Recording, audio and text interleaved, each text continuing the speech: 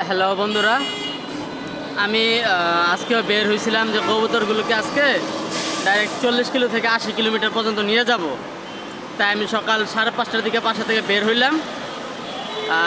এদিকে গাউসে পৌঁছাইলাম হচ্ছে 6টা 6:30টার দিকে। তখন থেকে এখন অলমোস্ট 9টা 6 বাজে।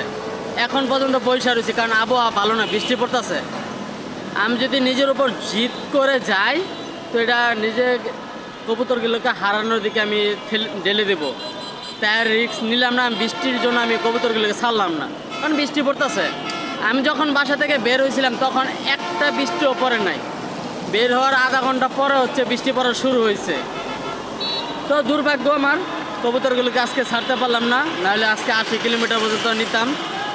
তো দেখা যাক। চারদিকে হচ্ছে বৃষ্টি পড়তেছে, আমি এখন বসে রইলাম, কি আর করার। বৃষ্টির জন্য আজকে ছাড়তে পারলাম না।